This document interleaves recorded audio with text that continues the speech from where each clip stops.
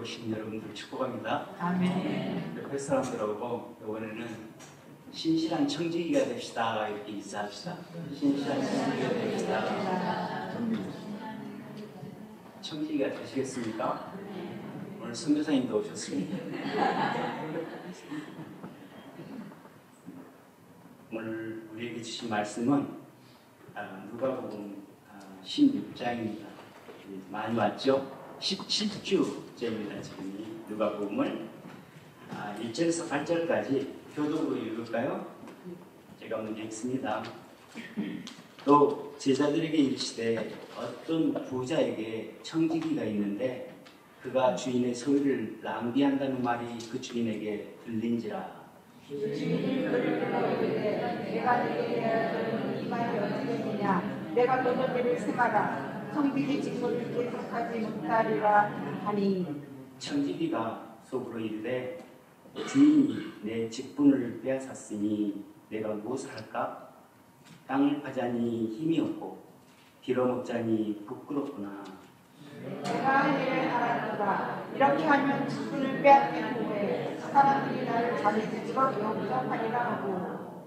주인에게 빚진 자를 일일이 불러다가 먼저 온 자에게 이르되 내가 내 주인에게 얼마 빚졌느냐? 나라의 기름 100만이니라. 이게 내 진설을 가지고 땅 위에 앉아 그릇이라 하고. 또 다른 이에게 이르되 너는 얼마나 빚졌느냐? 이르되 밀 100석이니이다. 이르되 여기 내 증서를 가지고 80이라 쓰라 하였느니라. 주인이 이 한참 청지기가 이렇게 기대하였으므로 칭찬하였으니 이세 배의 아들은 자기 시대에 있었던 이세 아들들보다 더 지혜롭습니다. 우리는 조금 살다 보면 지금은 좀 하나님 나라 원리를 우리가 배우고 있어요. 근데 살다 보면 하나님 나라 원리하고 이 세상의 원리가 서로 충돌할 때를 발견하게 됩니다. 그렇기 때문에 하나님의 일들을 과학이나 이성, 또 우리 상식으로 이해하기가 굉장히 어렵죠. 그래서 많은 부분이 믿음의 영역에 속하는 경우가 있습니다. 예를 들면 창조기사가 그렇습니다. 창조를 어떻게 우리 이성으로 증명해 볼 수 있겠습니까? 십자가 사건이 그렇습니다. 그렇죠. 그렇습니다. 그래서 우리가 잘 아는 어거스틴 이분은 그 요한복음 주석을 쓸 때 믿지 않으면 알지도 못한다라고 말했어요. 그렇겠죠.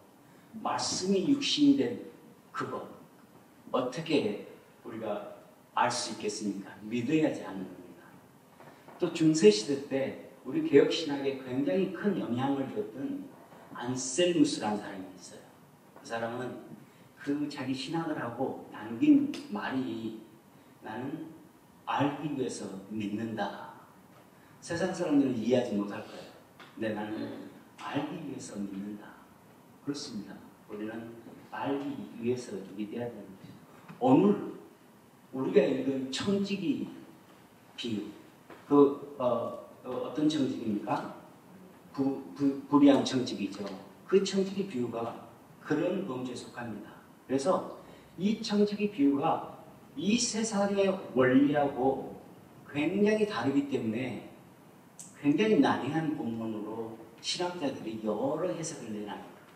그래서 신학 성경 중에서 가장 난해한 본문 중에 하나로 오늘 우리가 읽은 본문이 꼽히고 있어요. 내용인 즉 어떤 부자가 있었어요. 근데 그 부자가 청지기를 두었는데 청지기가 자기 돈을 낭비한다라는 소문이 들려요. 그래서 청지기를 불러가지고 그러니 내가 너한테 회고를 하겠다. 그래서 회고 통보를 합니다. 그러니까 이 청지기는 한 발 더 나가요. 내가 직업을 잃으면 어떻게 할까? 그래서 그 주인에게 빚진 사람들을 일일이 불러가지고 그 사람들을 탕감해 줘. 아마 청지기는 처음 청지기로 부름을 받았을 때는 신실했을 것 같아요. 내가 주인한테 정말 온 정성을 다해서 정직하게 섬겨야 되겠다. 이런 마음. 우리가 처음 가졌던 마음, 처음 하나님을 믿었을 때 가졌던 마음, 그런 마음으로 청지기가 가졌을 것 같아요. 조금 지나니까 여유가 생겼어요. 그러니까 막 주인 돈을 자기 것처럼 자기를 위해서 써버렸어요. 그러다 주인한테 들킨 거죠. 근데 주인이 그를 책망하고 회고통보를 하니까 더 악해집니다. 이렇게 이제는 내가 이 돈을 가지고 막 다른 사람을 위해서 빚도 탕감해주고 자기 것인 것처럼, 이건 세상의 눈으로 보면 횡령입니다. 굉장히 큰 범죄죠. 그렇죠. 우리가 세상을 살 때 사람들도 있잖아요. 초지일관한 사람이 좋아요. 근데 여러분이나 사람이 바뀌어 자꾸. 처음 생각이 마지막 생각이 안 돼.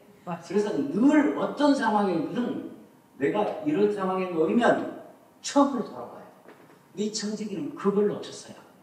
처음으로 돌아온 게 아니고 더 악하게 행동했다는 것이죠.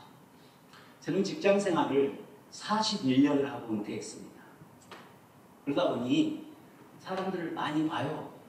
근데 제일 안타까운 사람이 마지막을 잘못하는 사람이에요. 회사를 마지막 끝날 때 이제는 안 볼 사람처럼 하고 가요. 그러니까 그 회사 얼썩거리지도 못해요. 그 다음에는 그런 사람이 가장 안타까운 사람이에요. 제가 알리안츠에서 14년 일하다가 은퇴한 거 아시죠? 근데 그 전에 큐비에서 5년 일하기 전에 알리안츠에서 또 10년 동안 컨트랙을 했어요. 근데 컨트랙 마치고 떠날 때 내가 나한테 리포트하는 직원 한 사람한테 내가 있는 자료를 다 줬어요. 폴더 하나를 주면서 이것이 바로 내 브레인이다. 그리고 노트 파일을 하나 만들어가지고 인덱스를 달아가지고 어느 파일에 가면 어떤 내용이 있고 이걸 잘 써놨어요. 그래서 무슨 일이 터지면 키워드를 이 노트 파일을 열어서 서치해봐라. 내가 10년 동안 만들어 놓은 거니까 서치해봐서 그 키워드에 맞는 파일을 열어서 한번 봐라. 그럼 많은 도움이 될 것이다. 그랬더니 제가 큐비에서 5년 일하고 14년 전에 알리안스에 딱 보니까 그 친구가 그걸 다 가져왔어요. 너한테 다시 바친다고. 얼마나 편했는지 몰라요. 다시 만들어야 되는 거잖아요. 근데 안 만들어도 돼. 나도 서치해보면 아 이게 있었지 하고 찾는 거예요. 그 친구는 지금 굉장히 그 높은 자리에 있어요. 나한테 엄청 잘해요. 아주 나를 도와주려고 엄청 잘해요. 내가 막 주일날 어떤 일이 있을 때는 파스타 줘. 당신은 설교해야 됩니까? 다 나한테 맡겨. 내가 다 해줄게. 하고 마지막을 좀 잘했더니 이런 반응이 와요. 그래서 오래갑니다. 근데 이 사람은 여기에 이 청지기는 이걸 놓친 것 같아요. 그런데 역설적인 것은 주인이 이 청지기를 뭐라고 하냐면 일을 지혜 있게 하였으므로 칭찬을 했다라고 기록되어 있어요. 8절에 보니까 주인이 이 옳지 않은 청지기가 일을 지혜 있게 하였으므로 칭찬하였으니 이 세대의 아들들이 자기 시대에 있어서 부처 아들들보다 더 지혜로웁니다. 다시 오늘날식으로 해석하면 이 사람 하는 행동이 주인이 보기에 지혜로워서, 아마 주인을 우리가 예수님이라고 말해도 전혀 무리가 없어요. 예수님이 보기에 지혜로워서 이 사람이 하는 행동이, 이 사람은 크리스찬이 아닌데도 그리스도인보다도 더 지혜롭다. 이렇게 말하고 있어요. 왜 주인은, 예수님은 이 불의한 청지기를 칭찬했을까요? 우리 상식으로는 도저히 이해가 안 되는 부분이에요. 제가 결론부터 먼저, 여러 사람이 다양하게 해석을 했다고 했잖아요. 근데 제가 결론부터 먼저 제 해석을 말씀드리면 이 청지기는 주님 것을 낭비했어요. 낭비하는데 자기 자신을 위해서 낭비할 때는 주님이 불호를 만들었어요. 자신을 위해서 막 먹고 쓰고 마시고 이렇게 할 때는 주님이 불호령을 했는데 이것을 낭비를 하는데 자기 것을 낭비를 하는데 자신이 아니라 사람을 살리는데 타인을 위해서 빚을 탕감해주고 좋은 일을 했다는 것이죠. 나름대로. 그럴 때 주인이 칭찬한다는 것이죠. 뭘 이야기합니까?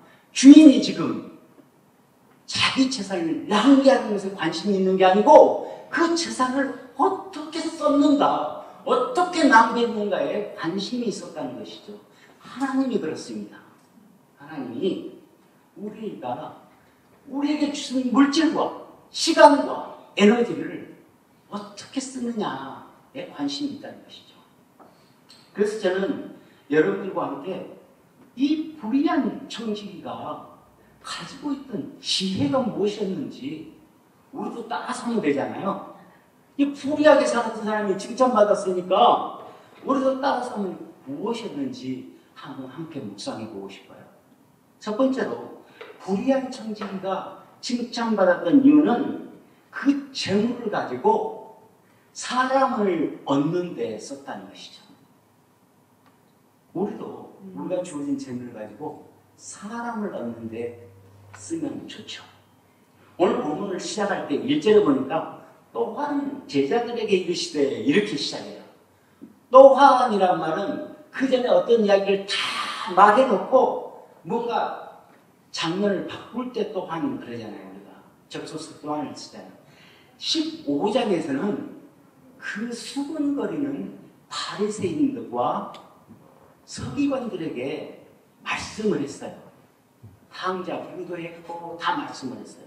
근데 오늘은 제자들에게 말씀을 했어요. 지난주에 탕자 부유를 할 때 저는 큰아들과 작은아들의 행동을 근거로 해서 그 행동이 보니까 인간의 전적 타락의 모습이 보여지더라. 그래서 예수님께서는 전적으로 타락한 그 인간의 모습 때문에 이 땅에 오셔서 그것으로 인해서 잃어버렸던 그 영혼들을 구하기 위해서 십자가에 죽으셨다. 이것에 포커스를 맞춰서 말씀을 증거했어요. 그런데요, 흥미로운 것은 지난주에 우리가 봤던 탕자 부유에서도요, 이야기의 시작은 둘째 아들이 자기 아버지에게 자기 재산, 자기 그 상속권을 받아가지고 최소한 3분의 1입니다. 3분의 1을 받아가지고 다 낭비한 것으로부터 시작해요. 오늘 본문도 이 청지기가 주인의 재산을 완전히 낭비한 것으로부터 시작해요. 낭비가 키워드입니다. 그래서 낭비라는 키워드를 가지고 하나님께서는 지금 15장 16장 17장까지 갈 건데 연결해서 지금 말씀하고 있어요. 그래서 그것을 중심으로 해서 소재를 가지고 말씀을 묵상해도 좋을 것 같다는 이야기죠. 원래 낭비하다, 재산을 흐트리다 이런 말인 디아스코르피조라는 말이 있어요. 그 말을 해당하는데 이 말은 그냥 의미 없이 흩어버린다는 이야기예요. 의미 없이 사용해버린다는 이야기예요. 그런 이야기들이 많이 나와요. 그런데 이것이 하나님 나라에서는 다른 원리로 사용된다는 것입니다. 재물을 낭비하는데 사람을 살리는 것, 그 다음에 남한테 호의를 베푸는 것, 이렇게 낭비하면 하나님께 칭찬받는다는 것입니다. 재물을 낭비하는 게 문제가 아니라 내가 가지고 있는 재물을 어떻게 흩어버리느냐, 이게 문제라는 것이죠. 9절에 보니까 이렇게 나와 있어요. 불의한 재물로 친구를 사귀라. 그리하면 그것이 없어질 때 그들이 너희를 영원한 처소로 영접하리라. 그게 예수님께서 1절에서 8절까지는 비유로 말씀하시고 9절에서 13절까지 그 비유를 설명하는 장면에서 첫 절에서 불의한 재물을 가지고 친구를 사귀는데 사용하라고 말씀하고 있어요. 여러분, 15장에서 그 탕자 비유에서 아버지가 둘째 아들이 자기 소유를, 자기 공깃을 먼저 달라고 했을 때 그 아버지가 아들이 그 소유를 가져다가 이윤을 많이 남겨서 너도 잘 살아라 이런 생각으로 줬을까요? 그러지 않았어요. 아버지는 이미 그 아이는 그 재산을 가지고 낭비해서 다시 돌아올 것을 알고 있었어요. 그런데 그 아버지는 자기 재산의 최소 3분의 1이나 되는 돈을 그 사람에게, 그 아들에게 주었어요. 무엇 때문에 그렇습니까? 그 아버지는 아들을 살리기 위해서. 이 아들에게 그 돈을 주지 않으면 이 아들은 그 돈 생각으로 평생을 살아가요. 이 아들은 그 돈을 낭비해야지 돌아오는 아이입니다. 그렇죠. 그러니까 아버지는 그거 알고 있었어요. 그럼에도 불구하고 그 돈 가지고 이윤 많이 남겨서 나보다 큰 재산 물려 이렇게 준 게 아니고 알면서 그 돈 줬어요. 왜? 그 아들을 살리기 위해서. 이게 오늘 본문하고 연결되는 거예요. 바로 오늘 주인도 사람을 살리는 일에 내 돈을 낭비하는 거 칭찬해줘. 그 이야기. 겁니다. 그렇습니다. 유사한 장면이 마태복음에 또 나와요. 26장 6절에서 13절을 보니까 뭐가 나옵니까? 그 옥합을 깨뜨린 여인 이야기 나오죠. 마리아라는 여인이 베다니에서 무려 300데나리온이나 되는, 300데나리온이면 한 사람이 1년 벌 수 있는 돈이에요. 1년 연봉을 그 옥합을 깨뜨려가지고 예수님 머리에다가 붓습니다. 그때 제자들이 마리아 그 여인에게 책망을 합니다. 어떻게 그렇게 비싼 돈을 거기다 붓느냐. 그 중에서도 재물을 담당한 가룟 유다는 한 발 더 나갑니다. 야, 그 돈으로 가난한 사람을 도왔으면 얼마나 유익했겠냐. 그렇게 말합니다. 그 말이 내 말이에요. 저도 그렇게 생각해요. 근데 하나님 나라는 이 원리하고 다르다니까요. 우리가 잘못 생각하면 이 세상 그럴듯하잖아요. 그 300대라는 돈을 그 가난한 사람들한테 줬으면 얼마나 큰 일을 했겠어요. 우리 세상 사람들은 이렇게 생각해요. 근데 하나님 나라에서는 다른 원리를 가지고 있어요. 그 마리아는 그 300데나리온을 가지고 구원에 참여했다는 것입니다. 선교사님 와 계시지만 여러분들이 가지고 있는 재물, 여러분들이 가지고 있는 시간, 여러분이 가지고 있는 에너지를 예수 그리스도께서 품고 계시는 그 구원, 예수 그리스도가 우리에게 유언을 남기셨던 그 복음의 확장을 위해서 쓰면 그것은 칭찬받는 일이라는 것입니다. 예수님이 이렇게 말합니다. 그가 내 몸에 이 향유를 부은 것은 내 장례를 준비한 것이다. 온 천하에 복음이 전파되는 곳마다 이 여자의 행한 일도 말하여 그를 기억하라. 굉장한 이야기입니다. 우리가 재물을 어떻게 됐든 간에 재물을 복음 확장에 동참하는 데 썼더니 예수님께서 뭐라고 하냐면 이야기가 복음이 선포되는 것마다 이 여인을 이야기하라. 그 행한 것을 이야기하라. 그 이야기. 즉 우리 재물이 구속 사역에 복음의 확장에 쓰이는 것보다 더 귀중한 것은 없다는 것입니다. 신명기에 모세가 40년 동안 자기 와서 요단강을 앞에 두고 신명기를 지금 설교를 3편 하고 있어요. 근데 설교하게 된 모세가 이야기를 해요. 가데스 바네에서 11일이면 들어갈 길을 우리가 40년 동안 거쳐서 여기까지 왔다. 이렇게 회고를 해요. 근데 40년이 이스라엘 백성들한테 우리가 볼 때는 세월 낭비했네. 그랬잖아요. 근데 그게 아니잖아요. 40년 동안 이스라엘 백성들은 이스라엘 백성이 됐어요. 하나님 백성이 됐어요. 연단을 받았어요. 가나안의 그 험악한 땅에서 살 준비를 하셨다는 것이죠. 세월도 마찬가지로 이렇다는 것입니다. 이게 바로 하나님 나라의 원리라는 것입니다. 하나님 나라 원리는 생명을 살리는 데 있습니다. 그래서 오늘 8절에 보니까 빛의 아들들보다 더 낫다고 예수님께서 평가하시는 거예요. 그렇죠. 또 두 번째로 보니까 불의한 청지기가 칭찬받는 이유는 미래를 준비했다는 것이에요. 뭐라고 했습니까? 4절을 보니까 내가 직업을 이룬 후에 이들이 나를 집에 영접하리라. 내가 빚을 탕감해주면 이들이 나를 영접하리라.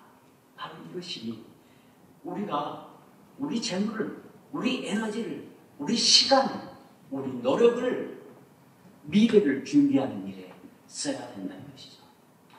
우리한테 우리는 돈 버는 일에 관심이 많아요. 저도 생각해보니까 좀 젊었을 때 좀 그럴 건데 지금 보니까 너무 그게 무디었다는 생각이 들더라고요. 근데 내 돈, 내 시간, 내 것, 다 내 것인데 하나도 내 것이 없다는 것이죠. 하나님께서 우리한테 잠시 맡겼다는 것을 이걸 가지고 가는 사람이 한 명도 없어요.